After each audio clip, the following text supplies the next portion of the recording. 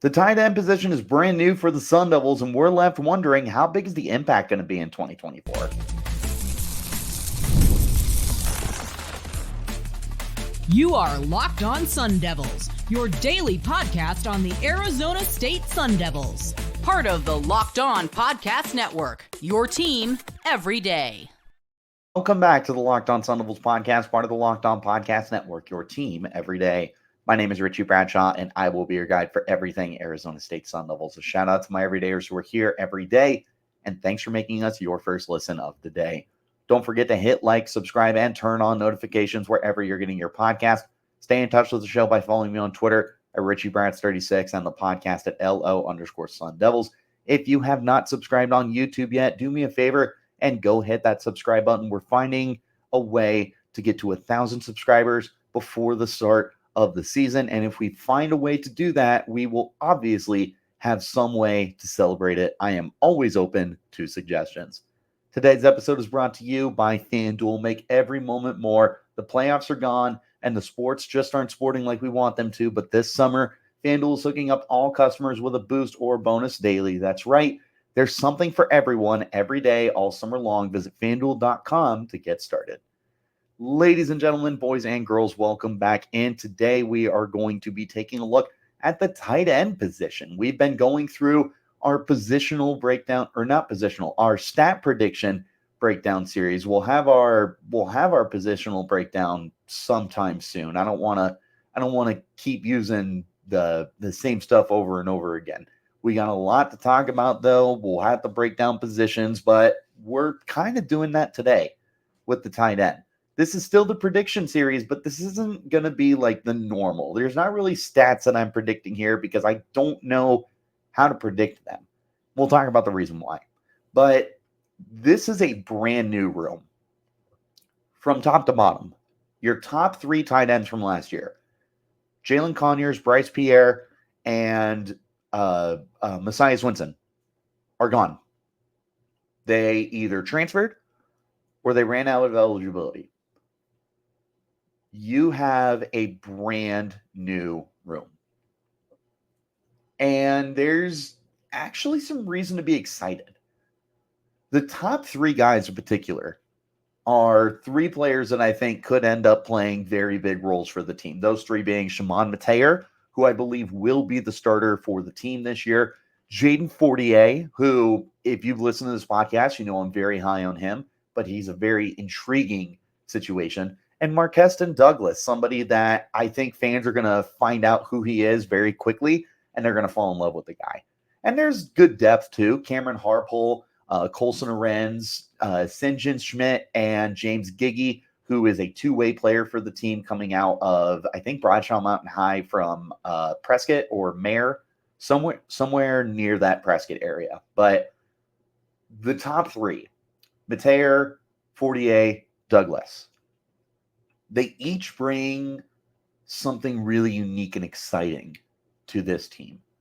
And they could all end up having really, really important roles for the Sun Devils in 2024. We'll start with Metayer, who I believe is tight end one until further notice. I think that ASU went after him through the transfer portal earlier in the year, brings him in, and he's the most veteran guy on the roster that has seen the field pretty consistently. Last year with Cincinnati, he caught 23 passes for 258 yards and 5 touchdowns. He was a borderline starter for them. I don't know if he started every game, but he was a good role player for them, and they got him involved in an offense that, quite frankly, was not that great, especially through the air. And he produced 6'5", 245 pounds. This is a big body target, somebody who knows how to get in the end zone.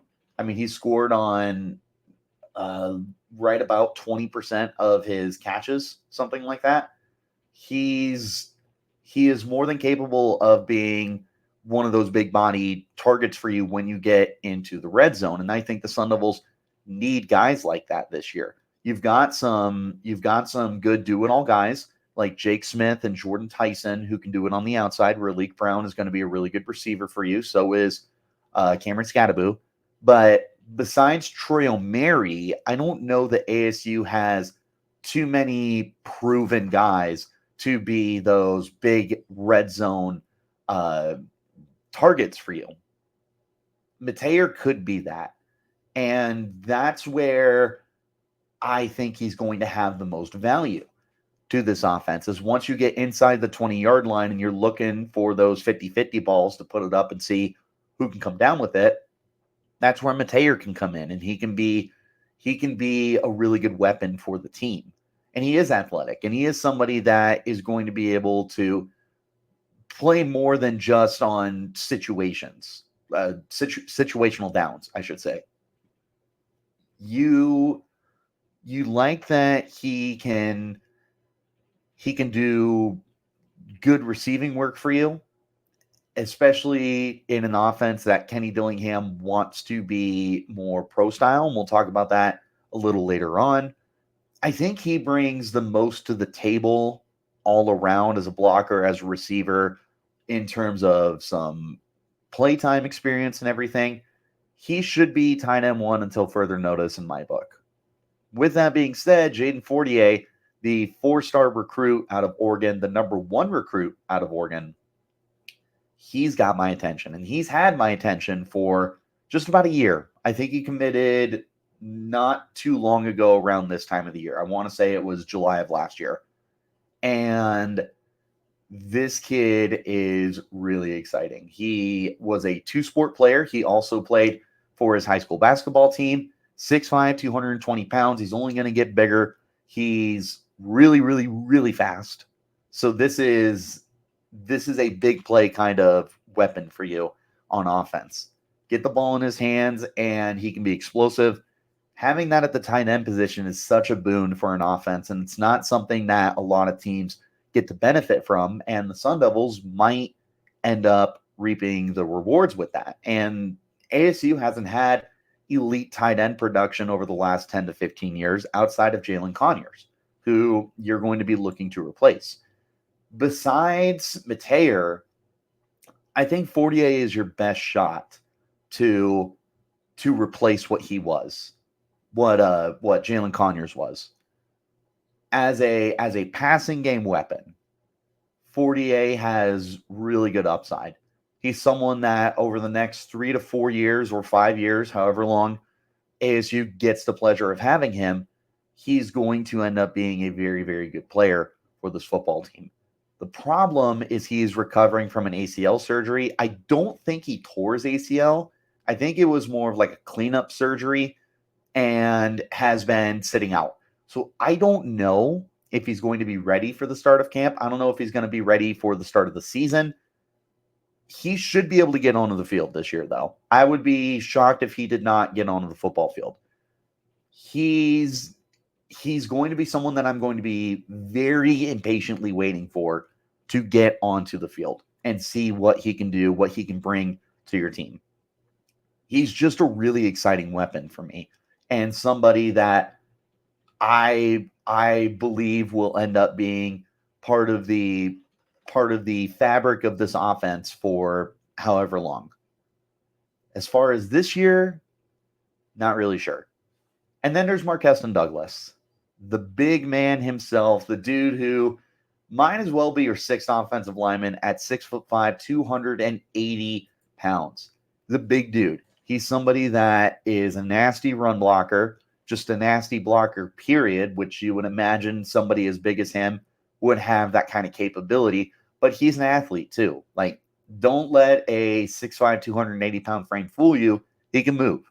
And last year he had a 42-yard catch for Florida State where he was just a big old bulldozer. I mean, he was just rumbling, bumbling, stumbling over everybody in his way. You're going to find a way to incorporate him in his offense. And I don't know if it's going to be any bigger than what he's seen the last 2 years when he was at Florida State. 2022, 14 catches, 190 yards, 2 touchdowns. 2023, 11 catches, 136 yards, 2 touchdowns. I don't know that it's going to be a significantly bigger role for him at Arizona State. But this is still one of those guys and one of those weapons that you do want to get involved in your offense a handful of times a game, and certainly throughout the season, to have somebody that's just so dynamic and different from the rest of the cloth of the position. Like he's unique. Let's see what he can do for you this year. And I feel like this is also somebody that you can kind of use in more ways than one. Like he can be a really good blocker. He can be a very quality receiver. Can you line him up at fullback and have him as just a big, big dude? One of the guys that comes to mind for me is Patrick Ricard with the Baltimore Ravens, who's right around 300 pounds, but he's used as a fullback. Markeston Douglas could maybe find a similar role with the Sun Devils when they do want to run fullback, because they do use a fullback, not super often, but it's part of the scheme.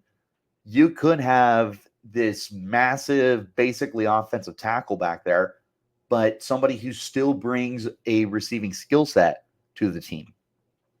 It's an exciting piece. And then as for the rest of the guys, I just don't know how much we'll see them. Cameron Harpole, Colson Arends, St. John Schmidt, and James Giggy are the remainder of the tight ends on the roster. Don't know what we're looking for with those four. Giggy is really interesting to me. He was listed as an athlete when he came out of Bradshaw Mountain High School. He was also someone who played a lot of defensive line and even some linebacker. So he's a two-way player. I'm curious if he gets involved on defense at all. I'm curious if they use him in a fullback role, maybe. I don't know. But he's someone I'm going to be keeping an eye on. But it's definitely the top three: Chamon, Metayer, Jayden Fortier, and Markeston Douglas, who should have the most amount of attention being placed on them. Next, we're going to talk about the potential impact that these guys can have, whether that's in the red zone as receivers or as blockers. We're going to talk about how important they're going to be in just a moment. This is the Locked On Sun Devils podcast, part of the Locked On Podcast Network, your team every day. I love sports. I love them so much. I don't want them to stop, but there's no more playoffs and we're getting fewer games, and sports just aren't sporting like I want them to. But FanDuel lets me keep the sports going whenever I want. All I have to do is open the app and dream up bets anytime I'm in the mood. And this summer, FanDuel is hooking up all customers with a boost or bonus daily. That's right. There's something for everyone every day, all summer long. Head over to FanDuel.com and start making the most of your summer. FanDuel, official sports betting partner of Major League Baseball. Wherever you're getting your podcast, hit like, hit subscribe, turn on notifications so you get an update whenever we post new content, and stay in touch by following me on Twitter at RichieBrads36 and the podcast at LO_Sun Devils. Like I said at the top of the show, if you have not subscribed to YouTube yet, do me a favor and hit that subscribe button. Trying to get to 1,000 before the season starts. We hit 1,000. We will find a way to celebrate. I don't know what that looks like, but we will find a way to celebrate. Always open to suggestions. Back into the podcast now and taking a look at the overall impact we could see at the position. I think the best way to start this conversation is, how important will it be to have a tight end? Is this going to be a committee approach, or are they going to go in with one guy? That is going to determine the kind of impact we can expect from this team. If you were to go with a committee, I don't know if the impact is overly big at that point. I think with a committee, you're looking at shuffling guys around, seeing what works, seeing what doesn't work, and possibly just not really having a go-to guy in the passing game. But if you do go all in on one guy, this is where I could see the impact being greater. ASU has really valued Jalin Conyers the last 2 years, and this is with two different head coaches. Jalin Conyers emerged for Arizona State. He broke out in 2022, Last year, he didn't get in the end zone. He was still a good player. He just didn't take that next step forward that we were hoping he would take. Still very, very good. You are losing him along with Bryce Pierre and Messiah Swinson.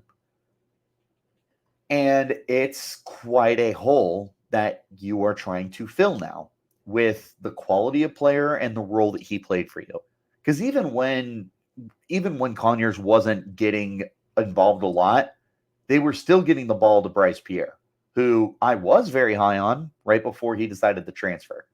I think we're having a very different conversation if Bryce Pierre does not enter the transfer portal. But you know the old saying. You know exactly what it is.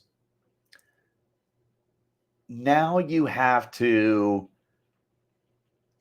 figure out what your tight end position is going to look like this year. Do you want a Jalin Conyers replacement, or do you want to just fill the tight end void? That's two different objectives here. If you want to replace Jalin Conyers, you need somebody who can be a threat in the passing game and somebody who can get into the end zone. Plus, they need to be able to create after the catch, because that was one of the things that made Jalin Conyers so good, was his ability to create once the ball got in his hands, and that run after catch ability and bouncing off of first contact. That was what made Jalin Conyers so special. Replacing that is it's difficult, to put it politely. And I don't know that you do replace somebody like Jalin Conyers, somebody who ran around like a ballerina, even though he was playing at 260 pounds. Your closest bet is obviously Metayer, somebody who's proven, somebody who is a similar-ish body type. He's definitely lighter than what Jalin Conyers was, but he does have that ability to be a receiver for you and somebody who could potentially be a red zone guy as well. Metayer feels like the best bet to replace Conyers. But again, the impact that you're looking for could vary depending on if you're interested in replacing Jalin Conyers or if you're interested in just kind of rebuffing the position. Now, this also changes if Fortier is 100% healthy. If Fortier is 100% healthy and starts the year, like week 1 against Wyoming, Fortier is out there.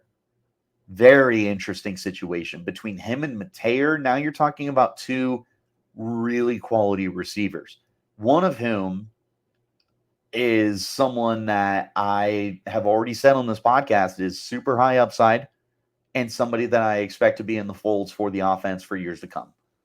Pairing him with Metayer, him and Fortier is a lot of fun.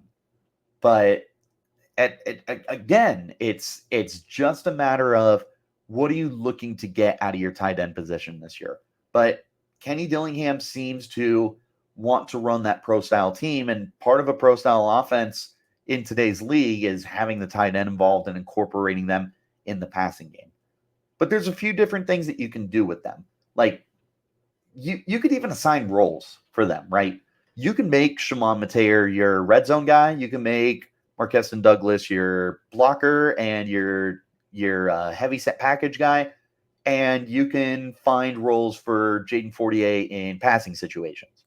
You can designate these guys to having specific roles, and the impact would be affected that way, because maybe you're not having one big impact player, but you're having several quality impacts across the board. How big is the impact? Is it about one player or is it about several? And you've got the depth too. Harpole, Arenz, everybody else. It's not just these three. And by the end of the year, we could be talking about somebody else as being tight end one. It's such a weird position. We looked at running back. We knew it's Cameron Scadaboo and everybody else. We look at receiver. We knew it's Troy O'Mary / Jordan Tyson, and it's everybody else. Look at quarterback. It's Sam Levitt and everybody else. Tight end. Feels like a dealer's choice. And it's not a bad thing. We just don't know what to do with it. Which kind of leads us to our last question here. Is tight end going to be a focal point? in 2024. We're going to discuss it in just a moment. This is the Locked On Sun Devils podcast, part of the Locked On Podcast Network, your team every day. One more time, wherever you're getting your shows, hit like, hit subscribe, turn on notifications, and stay in touch by following me on Twitter at Richie Bradshaw36 and the podcast at LO_Sun Devils. Again, if you have not subscribed on YouTube, hit that subscribe button. Trying to get to 1,000 followers before the season starts. I am taking suggestions for how we will celebrate that when we hit that milestone. What is the focal point going to be here for this offense? Yes, running the football. Is tight end going to be pivotal as well? Running the football, by far the most important piece of this offense. After that, is it the deep ball with Jordan Tyson, with, of course, I can't think of our other deep threats, Xavier Guillory? Is it the tight end and having those red zone guys? Is it quick passing? Is it something else? What's the next focal point of the team? Is it pass catchers out of the backfield? There's a lot of different directions that Kenny Dillingham can go here with his offense and decide where the football is going to go after running the football 40 times. Tight end could potentially be that position. And again, to reiterate this, the biggest factor here is you are looking to replace Jalin Conyers. That is a big part of this offense that you're going to have to figure out if it's going to be a committee approach or if you trust one guy to be able to do it. A committee approach is going to be very, very different and look black and white different compared to what it would be if you went all in with one guy. You go all in with Chamon Metayer, and you have a functional offense and a tight end who can get 40 to 50 catches a game, or a game. Oh my goodness. 40, 50 to catches on the year. You go with a committee approach, you might be looking at 40 to 50 catches entirely from the group. Between Douglas, between Harpole and Schmidt and Fortier and Metayer and everybody else, you might be looking 40 to 50 catches entirely.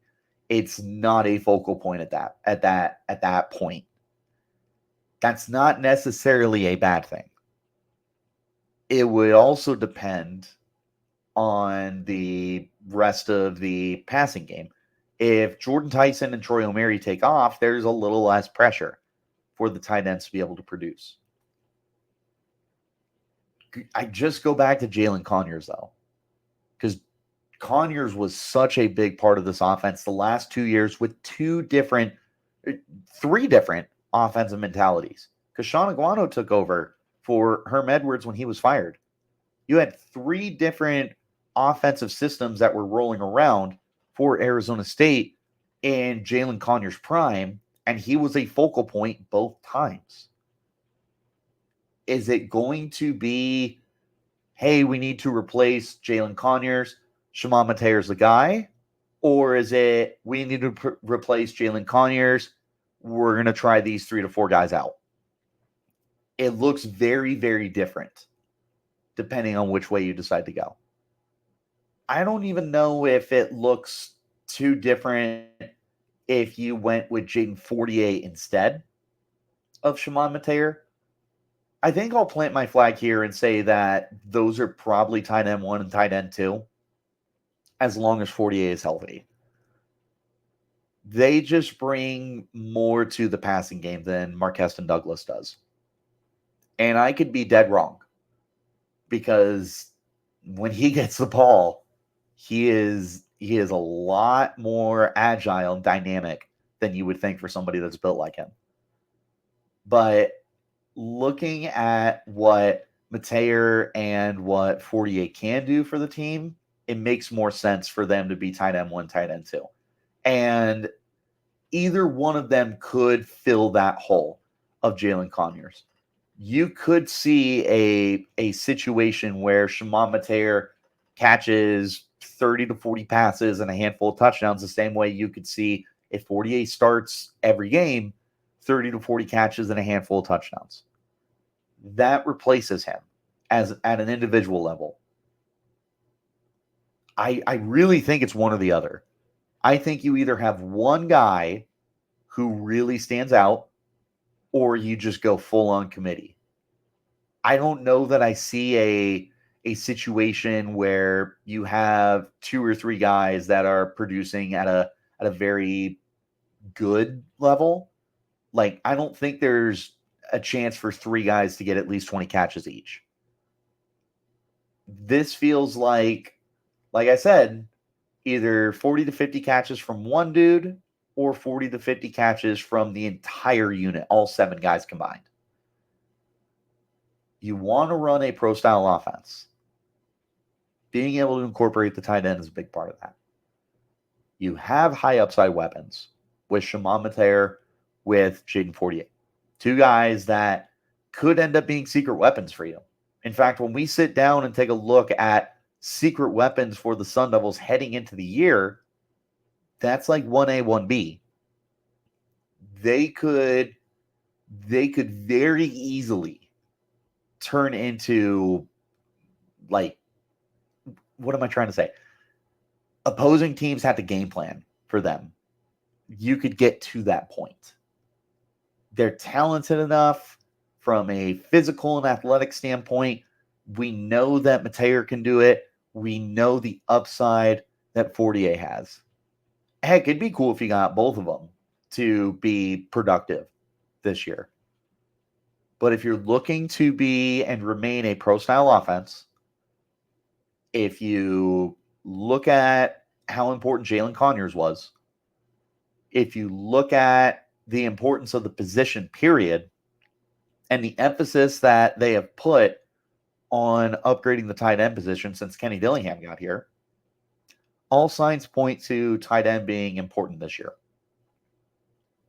The question for the 100th time, is this going to be one guy turns into a beast, or is this going to be a committee approach? I don't necessarily think that one option is better than the other. One option is certainly more exciting than the other. And if you ask me to pick, of course I want one guy to break out. There's other ways to get production. If you have Metayer, Douglas, Fortier, and one other tight end be able to contribute the 40 to 50 catches and a handful of touchdowns, and the rest of the offense is clicking, then you're not mad. If you're trending towards where you were, where you have a true number 1 receiver with either Omeri or Tyson, and then your second option is a tight end, you need somebody to be able to step up. You need Metayer, you need Douglas, you need Fortier, whoever. It's just a really interesting situation. It's something that we're going to be pondering pretty much until we get to the season, is what does the tight end spot look like for the Sun Devils? What's your guys' take on the tight end position? Is there someone that I'm sleeping on? Who do you think is going to break out this year? Let me know in the comments. You can hit me up on Twitter at RichieBrads36, the podcast at LO_Sun Devils. Wherever you're getting your shows, hit like, hit subscribe, turn on notifications so you get an update whenever we post new content. I appreciate you guys for tuning in as always and making us your first listen of the day. And shout out to my everydayers who are here every day. One more time, if you are not subscribed on YouTube, hit that subscribe button. We're trying to get to 1,000 subscribers before the season starts. We'll find a way to celebrate. I don't know if that's Ice Bucket Challenge. I don't know if that's doing a 40 time, whatever you guys come up with, as long as it's within reason, we will find a way to celebrate. So let's get there. I'll see you all tomorrow. Till then, you keep it locked right here on Locked On Sun Devils.